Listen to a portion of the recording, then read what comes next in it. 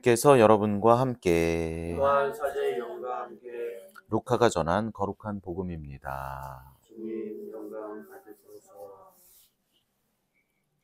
예수님께서 예루살렘으로 가시는 길에 사마리아와 갈릴레아 사이를 지나가시게 되었다.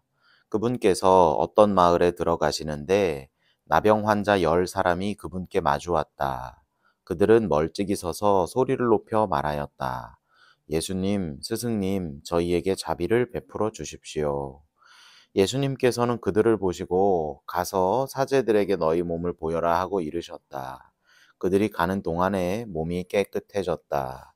그들 가운데 한 사람은 병이 나은 것을 보고 큰 소리로 하느님을 찬양하며 돌아와 예수님의 발 앞에 엎드려 감사를 드렸다. 그는 사마리아 사람이었다. 그러자 예수님께서 말씀하셨다. 10사람이 깨끗해지지 않았느냐? 그런데 9은 어디에 있느냐? 이 외국인 말고는 아무도 하느님께 영광을 드리러 돌아오지 않았단 말이냐? 이어서 그에게 이르셨다.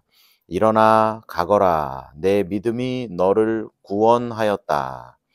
주님의 말씀입니다. 예수님 참여합니다. 참미의 참여해 주님, 주님. 오늘 우리는 성 요사팟 주교 순교자 기념일 맞이했습니다. 성 요사팟 주교에 대해서 저도 잘 몰랐는데 매일문사책 보니까 1580년에 태어나셔서 1623년 이교도들의 손에 목숨을 잃었다라고 하니까 1580년이면 교회가 막 정화 운동을 할 때잖아요. 그죠? 기억나시죠? 예. 1500. 예. 예. 1517년에 그러니까 1400년대 후반에 이 인쇄술이 발달이 되면서 1500년도 초반에 이 어떻게 보면 그러니까 비슷한 내용들은 교회 정화를 해야 된다는 내용들이 있었는데 1500년 초반에 그러니까 여러 가지 미디어의 발달로 인하여 여러 가지 얘기들이 굉장히 전에 없이 빠른 속도로 사람들에게 펴져 나갈 수 있었고 그 미디어의 힘과 더불어 이 마르틴 루터가 쓴 95개조 반박문이라고 하는 것들이 전 유럽에 퍼지게 되면서 종교 변혁이 일어난 것이 1517년입니다. 그리고 나서 실제로 그때 당시에 그 반박문을 보면 일리가 있어요. 일리가 있기는 한데 그걸 그렇게 이제 표현을 했다는 거죠. 그러니까 그 내부에서 정화하는 어떤 운동들을 했으면 더 좋았겠지만 어쨌든 그래서 1517년입니다. 그때 당시에 가톨릭 교회의 모습을 보면 개혁할 것이 참 많아 보이는 것이 사실이었습니다. 성 베드로 성당 짓는다고 막 돈 막 많이 모으고 그 돈 때문에 다 이렇게 문제가 되는 거예요. 그런데 이제 거기서 이제 사건이 끝나는 게 아니라 1517년에 그런 일이 있으면서 교회가 이렇게 막 무너지려고 병 들어가려고 할 때 이렇게 성인들이 막 나온다는 거죠. 대표적인 성인으로 이냐시오 성인 같은 분이 예수회를 만들고 영신수련을 그 군인이셨기 때문에 영신수련을 만들고 예수회를 만들고 대델에서 성녀라든지 그런 분들이 막 나오는 때입니다. 교회가 한 바구리 휘청하면 정화 운동을 하시는 분들이 그렇게 막 나온다는 거예요. 그 1500년대가 한 텀 전에는 또 무슨 일이 있었어요? 교회가 막 부유할 때 막 무너져 나가려고 하니까 프란치스코 성인이 등장하셔가지고 교회가 막 그렇게 정화 운동을 한 것이 1300년대에 있었던 일들입니다. 그러니까 그렇게 그런 텀에 1500년경에 그런 일이 있었겠구나라고 하는 걸 이제 이렇게 생각해 보시면 돼요. 1500년대에 그런 일이 있었으니까 이제 그때 성인이구나 하고 생각을 해보시면 좋겠습니다. 오늘 복음 말씀 아주 비슷한 내용이라고 생각합니다. 나병 환자 10사람이 예수님께 자비를 청하고 있습니다. 제가 판단하기로는 이 10사람이 복음을 통틀어 복음에 등장하는 모든 사람 중에 예수님께 자비를 청하는 사람 중에 가장 뜨뜻미지근한 모습으로 자비를 청하고 있습니다. 그렇죠? 이거 보세요. 나병 환자 10사람이 어떻게 서서? 멀찍이 서서. 멀찍이 서서. 여기요. 여기요. 여기요. 여기요. 그러면 자비를 받으면 좋고 못 받으면 어떻게 해요? 여차면 도망가는 거죠. 지금 여기서 멀찍이 서가지고 되면 좋고 안 되면 말고. 그런 사람이라는 겁니다. 그런 사람들이었어요. 제가 판단한 겁니다. 제가. 예, 그렇습니다. 이 사람들과 반대되는 사람, 아주 적극적인 사람으로는 대표적으로 기억나시는지 모르겠지만 중풍병자를 예수님 만나게 해주려고 왜 지붕을 뜯어가지고 위에서 이렇게 줄로 내렸던 사람들 있죠? 예, 그래서 줄로 내린 사람 있죠. 예, 지붕 뚫고 거기서 지붕 위에서 줄로 내려가지고 치유된 사람 있잖아요. 예, 있습니다. 뭐 처음 듣는 거죠? 처음 들으셨어? 뭐요? 아, 이게 왜 이래?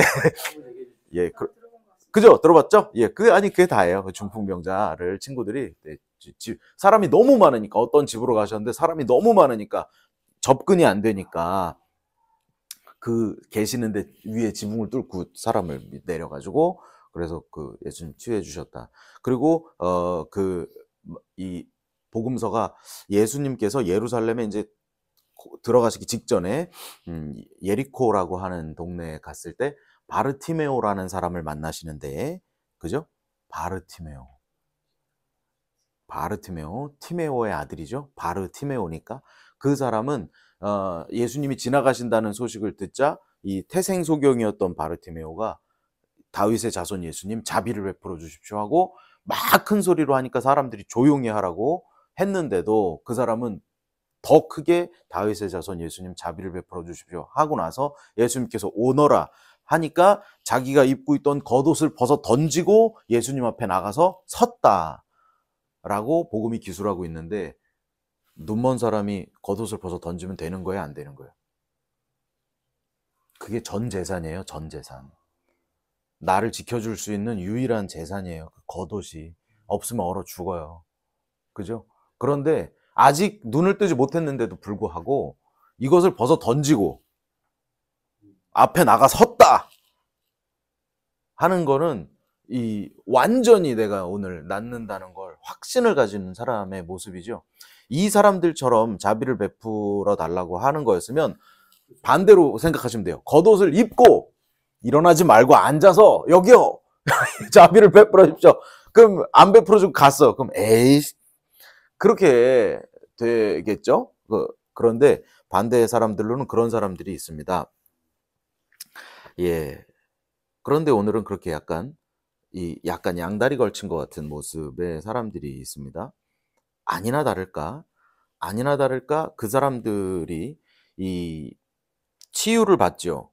가서 사제들에게 몸을 보여라 라고 하는데 가는 도중에 나병이 깨끗이 나은 것을 체험했어요. 그랬는데 그냥 가던 길 가더라는 거예요. 한 사람만 돌아왔다는 거예요. 여러분은 이해가 되십니까? 여러분 같으면 평생 기도하던 거 이루어졌어요. 그런데 한 번 돌아와 보지도 않고 그냥 내가 잘해서 그랬겠거니 하고 그냥 가던 길 가실 거예요? 아니라고요? 예. 우리의 모습을 고발하는 듯합니다. 그렇죠? 여러분 다 생각해 보시면 얼마나 많은 기도를 했고 얼마나 많은 기도가 다 이루어졌습니까? 그런데 하느님 앞에 와서 감사드리는 사람 그렇게 많지 않습니다. 실제로 수만 가지 일과 수만 가지 사랑과 은총이 우리에게 막 쏟아져 내리는데 그걸 알아보고 그걸 다 감사하면서 사는 사람 많지 않아요. 그게 다 자연스러운 것으로 다 우리가 내가 잘해서 다 그렇게 된 것처럼 한 번 예수님 찾아오지도 않고 내가 그래서 그랬지 그렇게 사는 사람들이 너무 많다고요. 너무너무 많아요. 그런 사람들 오늘 이 사람들하고 비슷한 사람들이 있어요. 비슷한 사람 누가 있느냐 하면 이 요한복음 시작하면서 카나의 혼인잔치가 있었죠. 거기에 이 정결례에 쓰는 돌로 된 물독 6개가 있었죠. 그 물이었습니다. 그런데 이제 포도주가 떨어지자 성모님께서 예수님한테 포도주가 없구나. 그랬더니 저의 때가 오지 않았습니다. 했는데 사람들한테 그가 시키는 대로 하여라. 그래서 예수님이 가가지고 그 물을 뭘로 바꿨죠? 포도주로 바꾸셨는데 말이죠. 과방장이라고 하는 사람은 그 주방을 다 관장하는 사람으로서 그 사람이 거기에 물이 들어있었다는 걸 모를 수도 없고 이것이 포도주로 변했다는 걸 누구보다 잘 아는 사람인데 이 사람 뭐라 그러냐면 누구나 잔치가 시작하면 좋은 포도주를 내놓고 사람들이 취하면 못한 것을 내놓는데 아직까지 좋은 포도주를 남겨두셨군요. 이래요. 그 사람이 보고도 명백하게 보고도 아닌 척하고 살아간다니까요. 여러분들은 안 그러실 거잖아요. 저는 반성해보자면 그런 일이 너무너무 많이 있었던 것 같아요. 제 삶에. 감사한 일이 너무 많은데 한 번도 그것이 참 주님의 기적이라고 그렇게 오랫동안 감사하면서 산 적이 없는 것 같은 반성을 해봅니다. 그런데 여러분 잘 생각해 보시면 나병 환자 10사람이 나병 환자 그러면 한 9사람이라고 생각해 보자고요. 그 온 사람 말고.